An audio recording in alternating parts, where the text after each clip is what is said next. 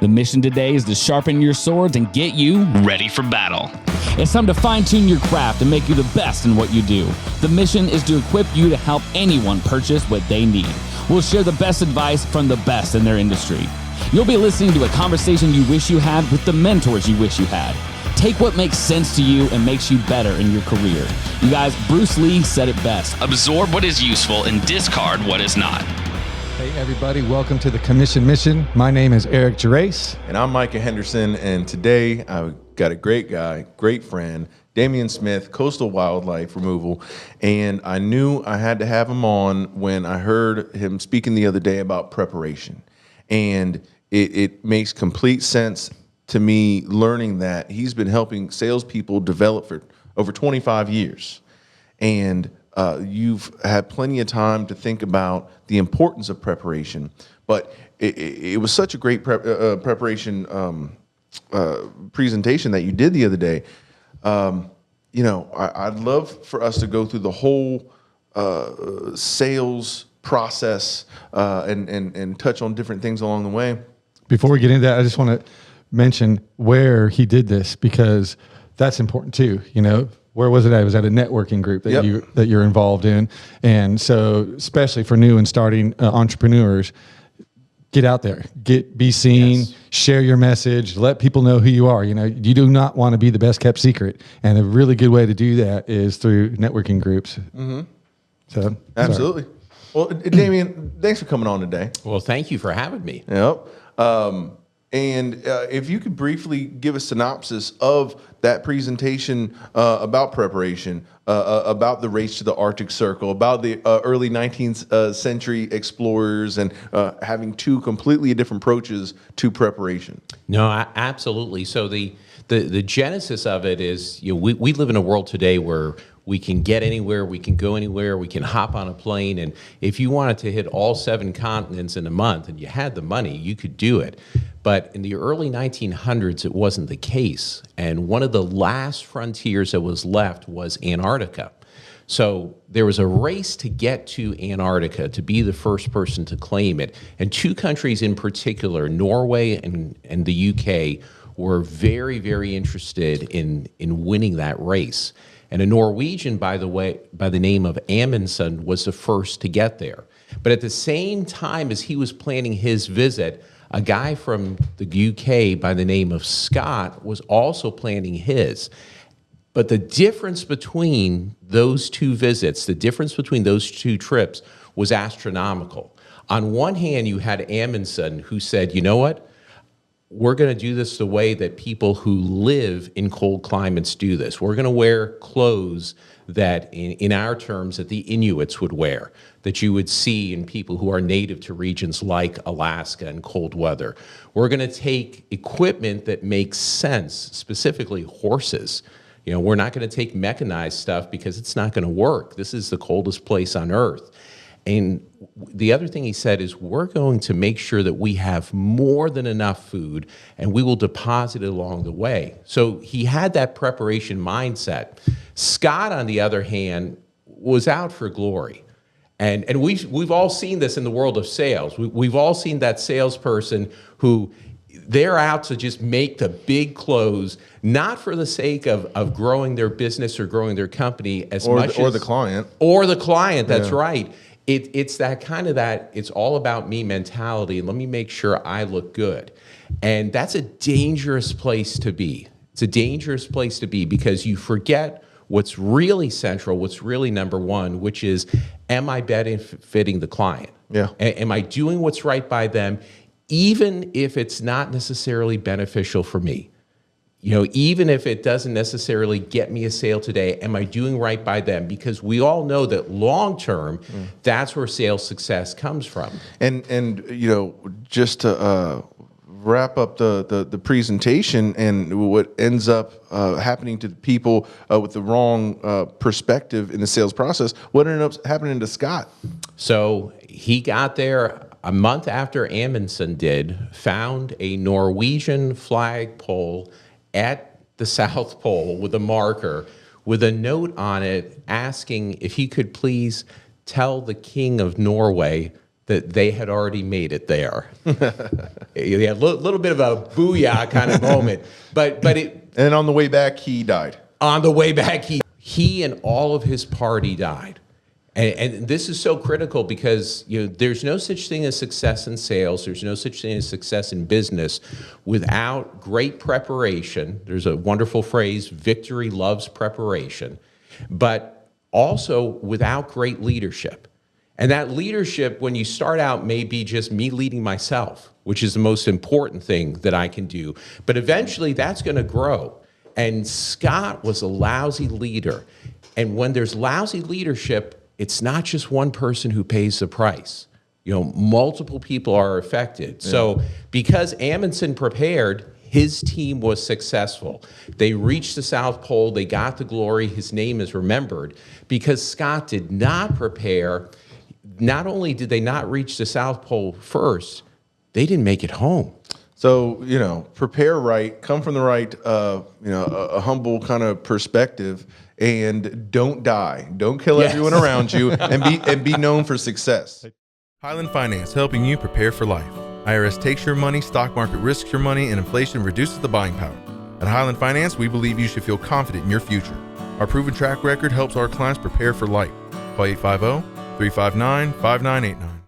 So, a previous guest, author by the name of Patrick Tenney, he, in his book, was talking about if you take what you do seriously, if this is how you make a living for yourself, if this is how you provide for your family, why would you leave any variable up to chance? Yes. Why would you not prepare for every aspect and take every a possibility within your control of losing that sale off the table?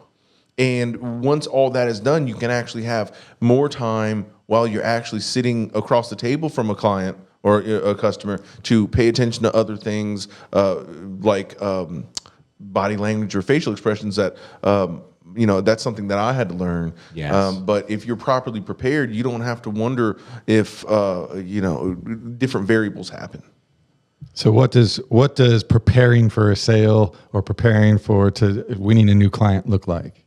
Well, that's a great question. So I think fundamentally it starts with attitude. And that's an easy thing, speaking for myself, that's an easy thing to kind of blow by. That's something where we kind of always think we have a good attitude, unless it's one of those days when we really, really are in the dumps. But Chuck Swindoll has one of the best quotes that I've ever heard on attitude. And for those listening, it's definitely worth looking up, and I would highly suggest printing it. This is one of these, put it on your wall, look at it every day. But the summation of it is, he says that he believes life is 90% not what happens to us, but how we react to it. And that's the one string Swindoll says that we have to play on. The one thing that we can control. So a friend of mine, a speaker, one of his sayings along those lines was high emotions equals low intelligence. Yes, that's good. That's good. Absolutely. Absolutely. So from a preparation standpoint, I think attitude is so critical. And some of this is fundamental in talking about, okay, what do I believe? What do I believe is most important here? So is my client most important? So there's a lot of buzzwords in business. We were talking about some of them before the show started, but one of those is customer-centric. And the idea of being customer-centric is really good, but it's easy to make it just kind of a buzzword like customer service. Well, of course we care about the customer. But if my attitude is truly customer-centric, if the customer is the most important thing, then everything that I'm doing revolves around how do I meet their needs. So the byproduct of making sure that the customer is the most important thing in my attitude is that I will close more sales. So I think that's number one. I think number two is the idea of saying, okay, what is my vision? What am I looking to do, and where am I looking to go? There's a great phrase, people perish for lack of vision. People perish for lack of vision. not being able to say, okay, in 3 years, I want to be here. In 5 years, I want to be here. In 10 years, I want to be here. It doesn't matter if you actually hit those goals exactly the way you think. You probably won't. There's always variables. But having that vision is so important. And then I think the third thing is having a strong commitment. And there's a difference between commitment and vision. I heard someone say one time, commitment is putting on a pair of work pants. That's what gives your vision the actual legs to go. And so when I have that attitude of commitment, then when things go wrong, then I have to say, well, what did I sign up for? You know, I signed up to be in sales, or I signed up to be a business owner, or I signed up to be in this industry. This is what goes along with it. Mm-hmm. You got to take the good with the bad. Yeah, one of the first things, I had a coach that I used, and one of the first things that he taught me was finding my why. Yes. You know, and so when you have a big why, and how he described it was, if you have a level 2 why, oh, I like to do that because it's cool or it'd be fun, and a level 8 obstacle shows up in your life, what happens? You stop. Yes. But if you have a level 10 why and a level 8 obstacle show, it's a speed bump that you just go over. So having that why, like you said, with the vision is so important. You know, you have the vision where you want to go and why you want to get there. Absolutely. And with those two, with that combination, you become unstoppable, because there's another phrase that he used was there's nothing more powerful in this universe than a made up mind. Yes. Yes. You know, because if you look at that, if you make up your mind about something, no one can tell you no to that thing. You're going to do it no matter what, whether it's your parents or people who are telling you. If your mind's made up, we do it. And a lot of new entrepreneurs don't make their mind up about what their vision is and why they want that. And once they do, then these obstacles that seem like such huge walls become small speed bumps in that process. Absolutely. Yeah, we don't want anybody who's trying to achieve their goals in life and make the life that they really think is meant for them to hit an obstacle and, you know, just go back to that 9 to 5 where they were miserable, they were barely, you know, eking out a living, paying the bills, but it's more comfortable for them.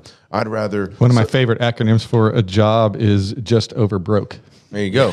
I'd rather somebody be out of their comfort zone, but growing. So whenever they hit that obstacle, you know, let's talk about ways to acknowledge, to maybe go back to the drawing board and you know, reanalyze what their vision is. But you know, what's a great thing, a great way to handle obstacles? Yeah, I think one of my favorite words in regards to obstacles, and this can apply to obstacles in business, it can apply to obstacles in life, it can apply to obstacles in really any domain, is recalibrate. Recalibrate. You know, there's always an opportunity to recalibrate. So going back to the idea of vision, if I've got a vision and to say, okay, I want to start a business and I want to be here by year 3, I want to be here by year 5, I want to be here by year 10. Here's what I'm looking to do from a revenue perspective. Here's what that revenue actually means to me, going back to the why. Why am I really doing it? What's that going to do for my family? What's the long-term goal? And then breaking down all those, you know, the intricacies as far as the details. When I hit an obstacle, what I do, number one, is I go back to my vision. Okay, why am I doing this? Where am I going? Why am I doing this? Has my why changed? Now, it's okay if my why has changed. That's because right. Sometimes we start off in things and we realize, you know what? I set off to major in accounting. I'm 2 years in. Yeah, and I'm not an accountant. And that's not giving up. No, it's right? not. That's not saying that, you know, I set out for a goal and I failed. It's not failure with new knowledge, with new information, to apply that to the vision and say, hey, you know, now where do I want to be in 3 years? And a lot of times when we start with our vision, it's imagine like you're on a street with skyscrapers, right? And all you can see is down the street. And so you're like, that's where I want to go. I want to get to the end of that street. Look at that beautiful park down there. And then as you're walking down the street and you pass some skyscrapers and you look down to the right, you're like, whoa, look at that beach. I want to go there. So you wouldn't have seen that beach without heading towards your vision. good. So a lot of times as we start on our path towards something, it might grow and change into something completely different. And but you wouldn't have seen that if you hadn't started on the vision on your original path. So it's really important to not judge or beat yourself up if your why or your vision changes as you're doing these exercises or putting these practices into place. No, absolutely. And then in kind of assessing that question of, did my why change? If it did, that's okay. Recalibrate, adjust the vision. If the why didn't change, and more often than not, I think this is the case, more often than not, the obstacles that we face are not those, whoa, I completely didn't think this through. Sometimes they are, but more often it's the daily grind where we realize, wait a second, most of this is blocking and tackling. This is not making the star catch in the end zone and getting all the glory in the photo op one-handed. This is the daily grind. I didn't realize it was going to be that hard. I think it goes back to saying, what am I dealing with? Why is this obstacle here? What are the specific things that I need to do in order to overcome? And the Marines, I did not serve, but I'm the proud son of United States Marines. And the official motto of the Marines is well known, Semper Fidelis. But the unofficial motto of the Marines is improvise, adapt, overcome. Oh, I thought it was kill, kill, kill. No. I'm just kidding. My dad was Marine as well, too. Okay, good deal. Improvise, adapt, overcome. And improvise, adapt, overcome, I think should be stamped on the wall of every entrepreneur, of every person who has anything to do with sales, because there's going to be obstacles. And when those obstacles come, I have to be able to look at it and say, all right, I got detoured. I now have to improvise. How am I going to improvise? And part of this is also saying, Mike, to go back to your question, how do we deal with obstacles? Part of it is understanding that my mental state isn't always going to be the greatest. And it's never going to be the best when I fail miserably, when I lose the big sale, when I get served a bill notice that I didn't see was coming, or when everything that I put my heart and soul in now looks like it's on the verge of collapsing. That's not the best time for me to sit down and analyze, how am I doing? It is a time to take a break, okay? So knowing when to do analysis is very important. It's not when I'm in an emotional state. It's not when I just failed, but it is later on that evening, perhaps, or the next day when I've got a little distance and saying, okay, what happened? And then what do I need to do to improvise, come up with a new plan, to adapt to a changing environment, to a changing culture, to a changing industry, and to overcome this specific thing in front of me. And it doesn't matter. We talked about vision. Vision is so important. I don't ever want to underestimate that or understate that. But sometimes you can't see further than an hour ahead. Sometimes the problems are so overwhelming, just dealing with real world stuff here, and no matter how much motivational talk you listen to, no matter how many things you try and say, it just doesn't seem like you're going to make it through the day. And those are the days when sometimes, I'll say to myself, okay, I may not make it through the day, but I'm going to make it through this hour. What are the things I need to do one foot in front of the this other hour? Exactly. That's right. Yeah, and sometimes too, especially when we're first starting out, like in my real estate business, I had this whole vision of how I wanted that to look, all these deals I was going to do every month, and this income, and then all this free time I was going to have. But really, when it came down to it, after I left my job and started doing real estate, I was spending more time away from my family. Yes. Than I was when I had a 60, 70-hour week job, right? And so I had to do exactly what you're talking about. I had to, wait a minute, this is not what I wanted. This, the income's great, but I'm now away from my family more. I'm losing more time for my family, and time to me is my most precious resource. So if that's my most precious resource, how can I create more of that? And it came through mentoring other agents and bringing other agents onto my team, right? So now and what's important to remember about that is your bandwidth, right? So I can only do so many deals on my own a month, right? There's only so much time, so many open houses, so many closings I can go to in a month. But if I started to build a team across the country, I could focus on a lot more agents that are doing those deals and now making commissions off them. And so it's a way to leverage other people's time. We always hear about leveraging other people's money and using loans and borrowing and stuff like that, but we don't spend a lot of time realizing that we can leverage other people's time. Yes. And so it's good always to start and make those goals, plan, create that vision, find your why. But then constantly reevaluate to make sure that you're on the path to get what you want. And then another reminder that I had throughout this was everything that we want is outside of our comfort zone. Well, so if we stay comfortable in these things and what we're doing, then that's what you have right now, that's what you're going to get. Because what you have right now is inside your comfort zone. Yes. And so getting used to being uncomfortable, being comfortable, being uncomfortable. And the neat thing about that is it's really uncomfortable at first. It is. It really is. It's like, oh, this is terrible. I don't like having these conversations. This is a weird thing for me. But the more you do it, you start getting comfortable doing it. I feel like it's like building a muscle. Like whenever you're working out, you're gonna tear up your muscle, and it's gonna be really uncomfortable the next day. But slowly but surely, you get stronger in that area you were just working out, and now has become your comfort zone. So we've the importance of preparation, the importance of vision. There's something else that we were talking about the other day that I wanted you to talk back over with for the viewers is kind of like judging a book by its cover, right? Yes. And you started off talking about giving it your all to everybody, not stop it halfway through because you feel like this isn't the opportunity that you were looking for. For example, you've prepared for a meeting and then you sit down with somebody who's business casual, they might even be wearing a nice suit.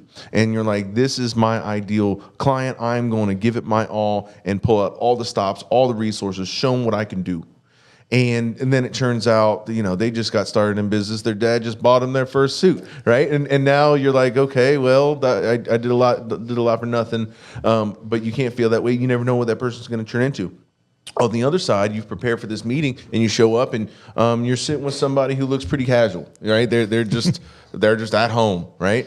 And you stop halfway because you think, this is just an average or below average income person that is not your ideal client. But then you find out down the road that was the founder of this great company and they were loaded, looking at you, that you would be bringing in these checks like this all the time because I'm a sweats, flip-flops, shorts kind of person. That's what the thing I love about living in Florida is it's a really business casual compared to California, Fortune 500 companies, Silicon Valley where I was born and raised. And so having that freedom to kind of be more of myself and operate in a business where I'm comfortable with.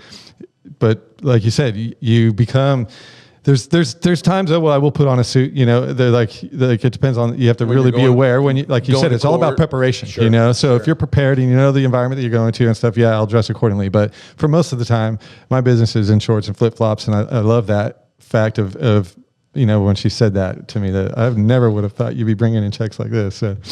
No, and it's so important, and that idea kind of ties back to attitude. If my attitude is I'm going to take care of every single customer. Okay, now let's get real for a moment. Time out. Every single customer. I'm talking about the ones who smell.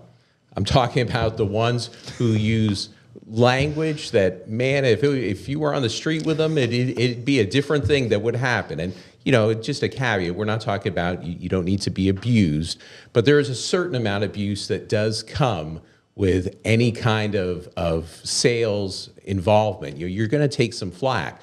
So if my attitude is I'm going to serve every customer, then I'm going to avoid judging them. So in answer to that question, what does that look like?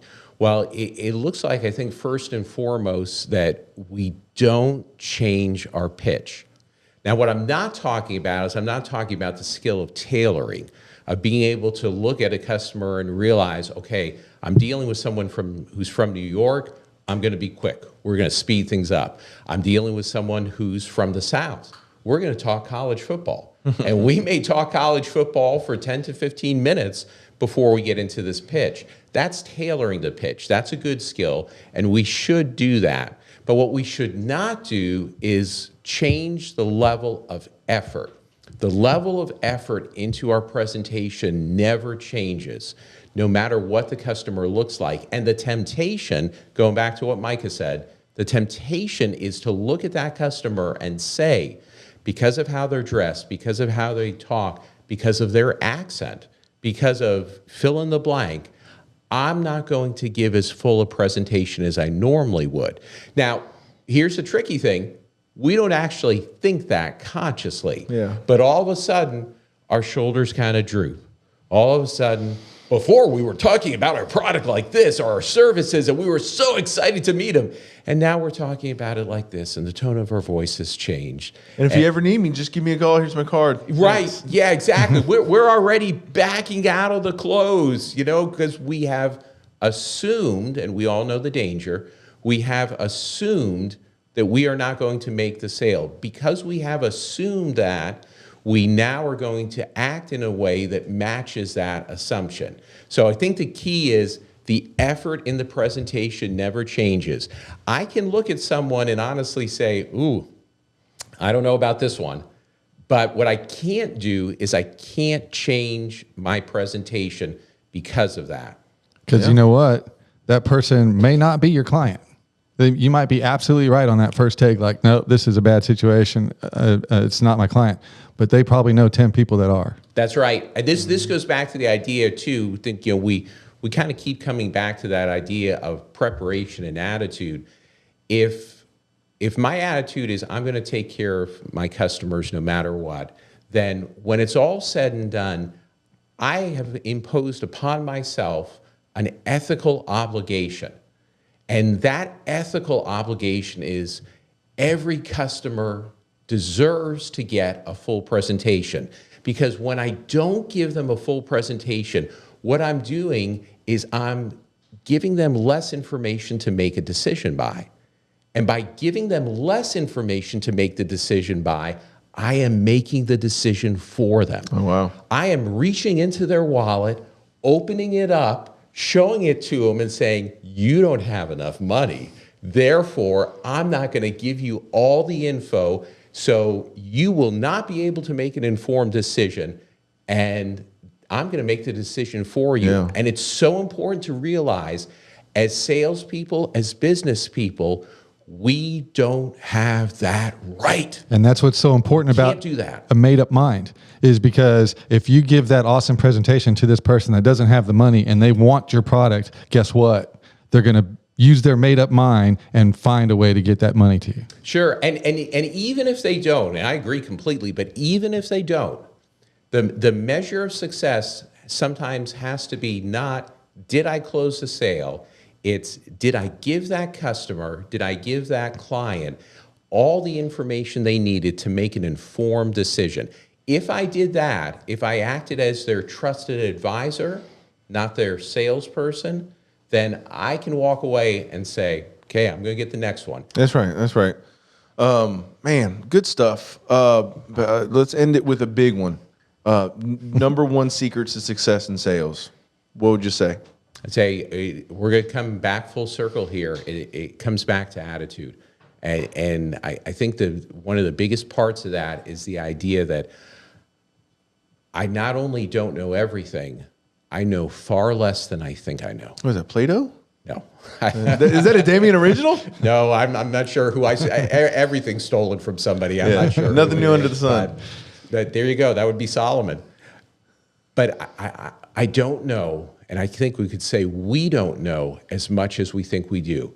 The longer I've done sales, the longer I've been in this world, which has been a decent amount of time, the more I realize I don't know as much as I think. And so I think having that attitude of humility, which is... Well, it's just being open to be teachable and to be coachable, because the second that we say, I know that, You are shutting off so many opportunities because the one thing that you don't know is what you don't know.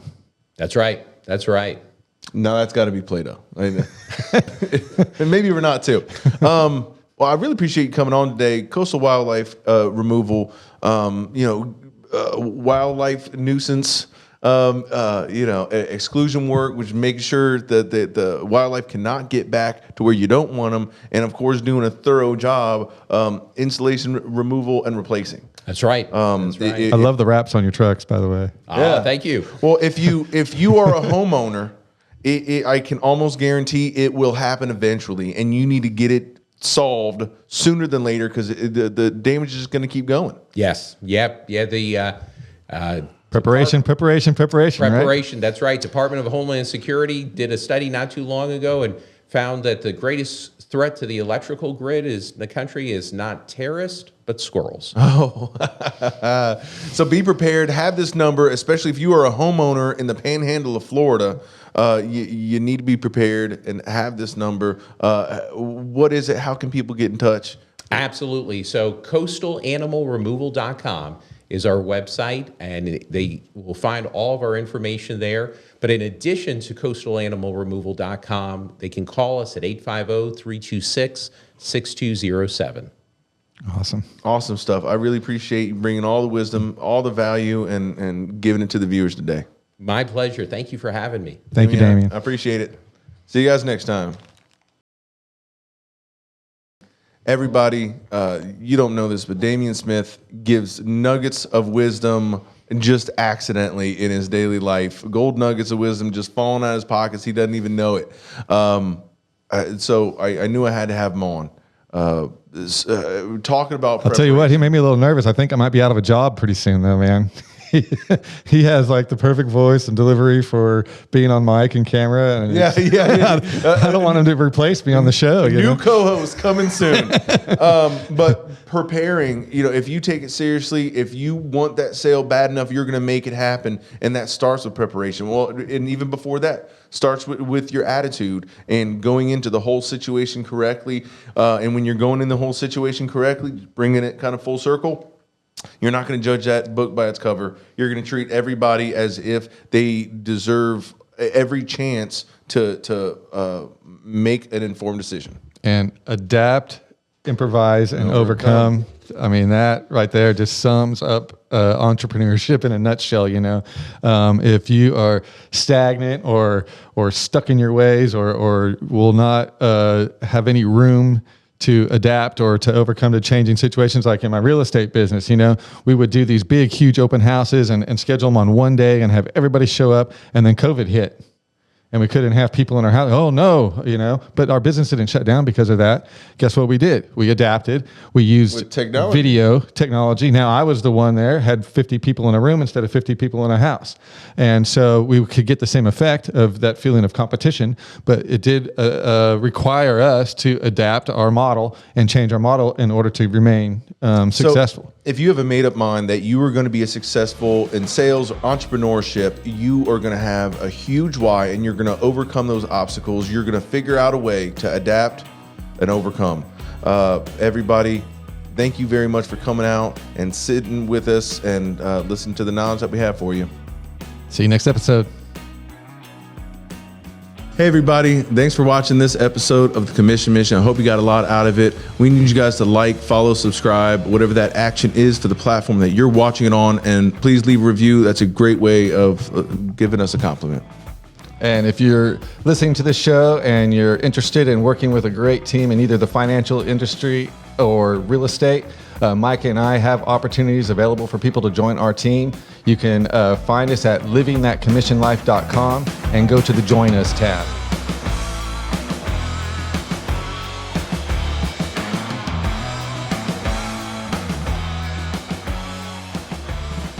Highland Finance, helping you prepare for life. The profit your business brings in should go to you, not accidents, injuries, and hurricanes.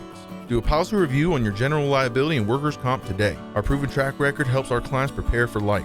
Call 850-359-5989. Highland Finance.